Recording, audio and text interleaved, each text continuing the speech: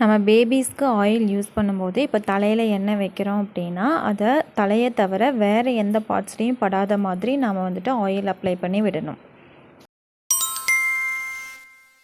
பேபியோட ஐஸில் வந்துட்டு தண்ணி வந்தாலோ இல்லை கண் பொங்குனாலோ நம்ம இதை ட்ரை பண்ணோம் அப்படின்னா அதை ஈஸியாக க்யூர் பண்ணலாம்.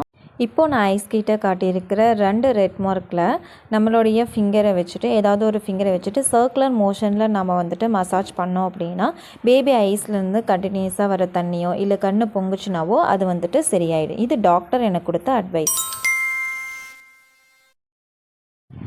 பிரஸ்ட் ஃபீட் எடுத்துக்கிறதுனால பேபியோட வாயில் டங்க் வந்துட்டு ஒயிட்டாக இருக்கலாம். அதை வந்து கை வச்சு க்ளீன் பண்ணக்கூடாது. நார்மலாக நம்ம நியூபார்ன் பேபிக்கு எவ்ரி 2 hours ஒன்ஸ் வந்துட்டு பிரஸ்ட் ஃபீட் கொடுக்கணும். தென் அதே மாதிரி அவங்க வந்து ஒரு 10 to 15 minutes தான் ஸ்டக் பண்ணுவாங்க. அதுக்கு மேலே அவங்க வந்துட்டு கண்டிப்பாக செக் பண்ண மாட்டாங்க. ஸோ இப்படி மாற்றி மாற்றி நம்ம கொடுத்துக்கலாம்.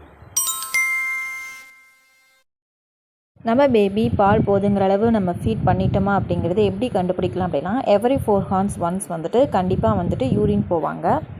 யூரின் ஆர் மோஷன் எது வேணாலும் போகலாம். 4 hours ஒன்ஸ் தான் போகணுமான்னு கிடையாது. 2 hours போயிருக்கலாம், 3 hours போயிருக்கலாம். பட் 4 hours மேலே போகலை அப்படின்னா நம்மக்கிட்ட பேபி வந்துட்டு பிரஸ்ட் ஃபீடிங் நல்லா எடுத்துக்கல அப்படின்னு அர்த்தம்.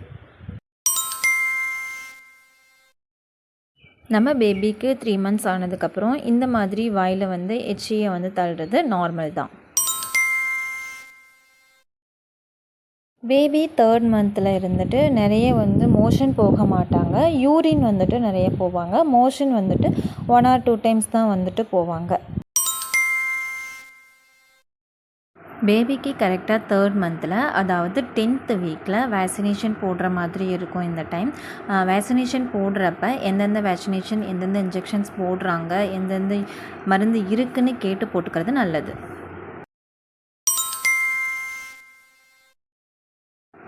பேபி 3rd monthல நார்மலாகவே கை வந்து சக் பண்ணுவாங்க. அதாவது கை சூப்புவாங்க. அது ரொம்ப நம்ம ஃபீல் பண்ண தேவையில்ல. அப்பப்போ எடுத்து விட்டால் போதும்.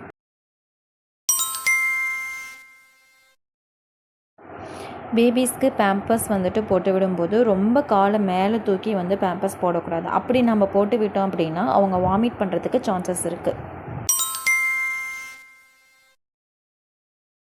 பேபியை 3rd monthல நீங்கள் ஃப்ரீயாக கீழே படுக்க வச்சிங்க அப்படின்னா லைட்டாக மூவ் அரவுண்ட் ஆக்கி வருவாங்க. அப்படியே லைட்டாக சுற்ற ஆரம்பிப்பாங்க காலவிந்தின்னு. பேபிஸ் இந்த மந்தில் நீங்கள் பேச ட்ரை பண்ணாலும் அவங்களே லைட்டாக சவுண்ட்ஸ் கொடுக்குறது எல்லாம்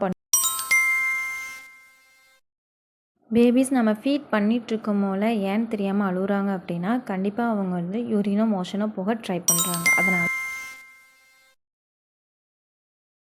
பேபிஸ் 3rd monthல எதையும் ஹோல்ட் பண்ண மாட்டாங்க. ஸோ ஹோல்ட் பண்ண ட்ரை பண்ண வேண்டாம். பேபிஸ் இந்த மந்தில் நீங்கள் வந்துட்டு 2 கையிலையும் உங்கள் 2 கையையும் கொடுத்தீங்க அப்படின்னா ஃபிங்கர்ஸை ஹோல்ட் பண்ண கொடுத்தீங்க அப்படின்னா ஹெட்டை தூக்குவாங்க.